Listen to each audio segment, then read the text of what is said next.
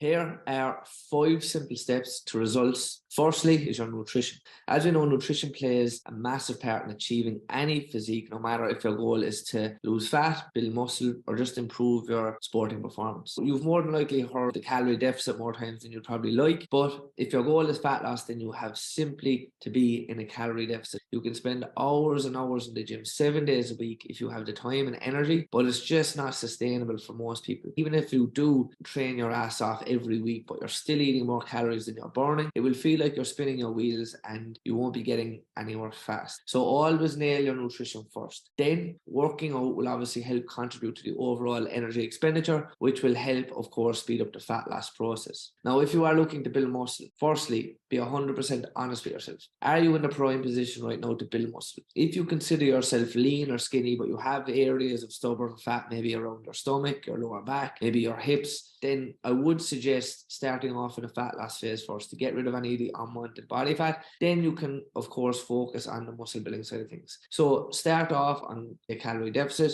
and then you can use something like MyFitnessPal to, do this and make sure you're continuing to stay in that deficit. Now, this doesn't mean that you can't strength train while you're in a fat loss phase. I'd still obviously recommend weightlifting when in a fat loss phase, as you will get the most benefit from this, and you actually will still be able to build some muscle along the way. Then, when you are going into a gaining phase, you can start to increase your calories slightly over, we'll say, the coming weeks after going through the fat loss phase by gradually maybe increasing your calories on a bi-weekly basis, or according to the feedback you get from the scales or your progress photos. By doing this, then it will minimize fat gain as long as you're putting the increase in food to good use in the gym. But the key is you need to be progressively overloading in the gym. If you aren't pushing yourself hard in the gym, then the extra food could possibly end up getting stored as fat, and of course you do not want that. Step number 2 would be your energy expenditure, your NEAT, your daily steps, right? This is the easiest thing that you can do to help progress towards your goals. And often it can be overlooked because people might think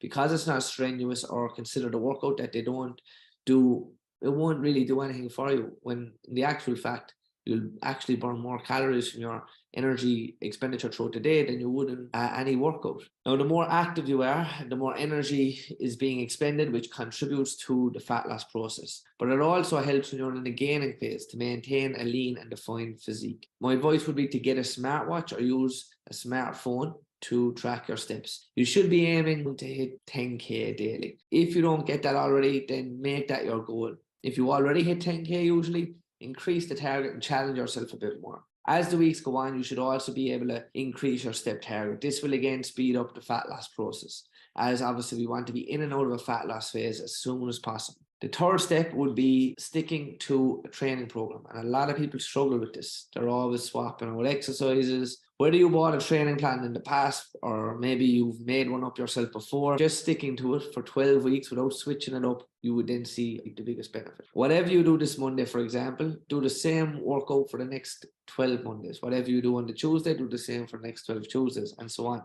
Write down the weights you're lifting in a notebook or on the notes section on your phone. Then each week, try and do better than you did the previous week. Whether it's an extra rep or two, increasing the weight, slowing down the movement, even just increasing the time under tension or shortening your rest periods. There are plenty of different ways to progressive overload. By week 12, then you'll be able to look back on week 1 and you'll be able to see how far you've actually come. And if you're cutting fat, then you more than likely won't keep progressing each week with your strength. The most important thing here is that you maintain a level of strength. If you are in a gaining phase and eating in a surplus, then you should be aiming to do better every single week, even if it's by a rep. Step number 4 would be sleep, often overlooked by most people. Now, don't just get 6 to 8 hours of sleep, but get 6 to 8 hours of good quality sleep. This doesn't only help with your fitness and physique goals, but it also massively improves your mood and your energy levels. When you don't get enough sleep, or good quality sleep for that matter, your day is already off to a bad start. You're tired, your mood will be low, and this carries over into your work, how you show up around people, and you might not be the happiest, most fun or nicest person to be around. Your motivation to do anything is low, and you just probably do the bare minimum to get through the day. And this affects your fitness and physique goals as well, because you won't want to work out or go for a walk even if you do drag yourself to the gym. The energy, isn't there.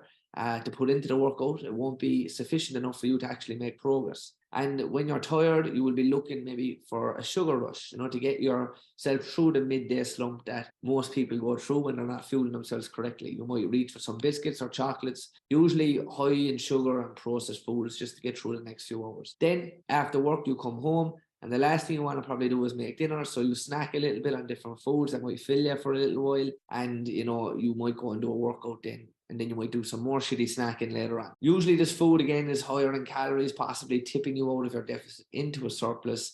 And, you might reach then for a can of Monster to give yourself a boost before the gym, but then you're wired before bed because you're having it too late in the day. And this can then lead to you having another bad night's sleep. So the moral of the story is you make better decisions with your food when you've had a good night's sleep, and you can think clearly, and you'll even work better and be nicer to be around and happier to be around. A good night's sleep starts before you even go to bed. You need to cut out the blue light, that we get from TVs, phones, iPads. The blue light we get from those can really affect our sleep patterns. It can affect us falling asleep.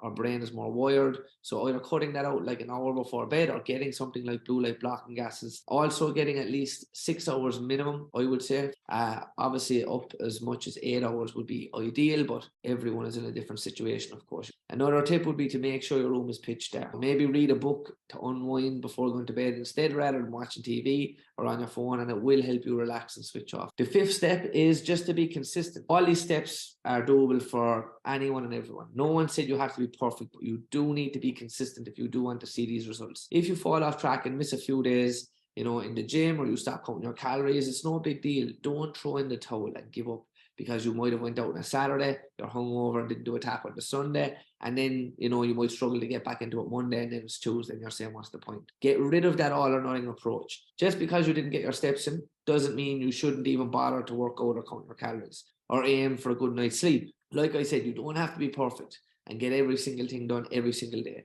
The more often you do it, the more you're instilling the habit, and over time it will become second nature for you. Now, you might have been hoping for some 5 magic tips here, right? Some of those things are pretty obvious, but it is really that simple. Once you just put in the work, and if you don't change anything in your current lifestyle, then don't expect to achieve the results that you're after. Of course, having the exact nutrition, the exact macros, calories, and having someone there to give you the guidance and support and keep you accountable, and all that knowledge will contribute to your success massively. But this information is free, it is straightforward, and it is simple. And I don't have any doubt that you won't be able to do it. The thing that is usually holding yourself back is you. So forget about how you feel or whether you feel like putting in the work or not.